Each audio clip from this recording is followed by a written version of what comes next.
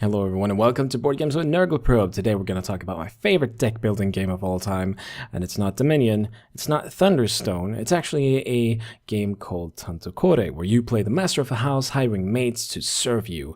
And yeah, let's get this started.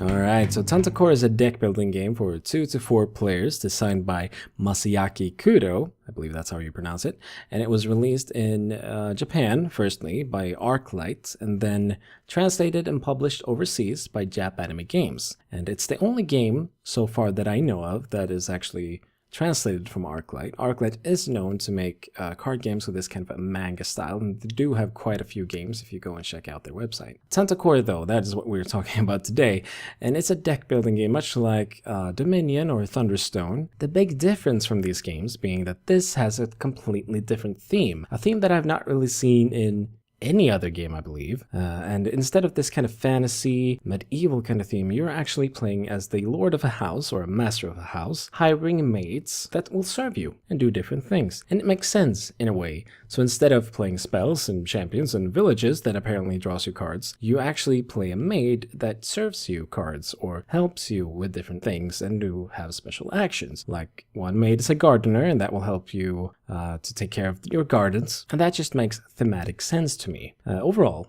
let's talk about the game, how it actually works. It's much like a deck builder. You start the game with 10 cards in your deck, and instead of money in this game, you actually buy cards with love. So you have heart cards. Yes, love, that's a thing. You have hearts on your cards, and this ones you start off with are worth 1 love or 1 heart. And in the center of the table or the gaming area, you have the town, which are stacks of cards that are face up that have been randomly selected at the beginning of the game. Here you have maid cards that you can buy, event cards, and love cards, which means basically more money. And every time you buy a card from the town, you put that card in your discard pile.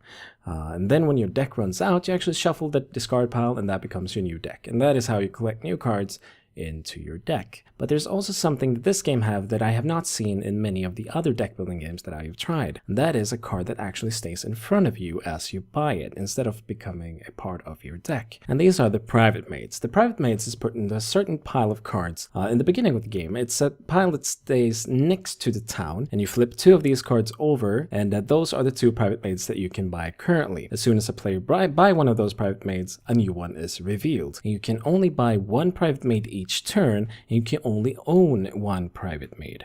But if you want to buy a new one, that's okay, but then you have to cover up the private maid you had previously. The private maid you had previously is still worth its victory points in the end, if it is worth any victory points. And that also counts for if it's worth a minus victory points. But these are not the only maids that can do this. Some of the normal maids are actually called chamber maids. And that means instead of playing it as an action card in front of you, that would give you a card or some heart or some, an extra buy that turn, you can place them in front of you for the rest of the game. And they will stay there. And they will give you a passive effect that will help you to do certain things, or that will count as points at the end of the game. And this is my favorite part about the game. It's amazing that they have made something so obvious, I think, that of course you should be able to place cards from your deck and from your hand in front of you and have them as a positive effect for the rest of the game. And that's something that I've usually been missing from other deck builders.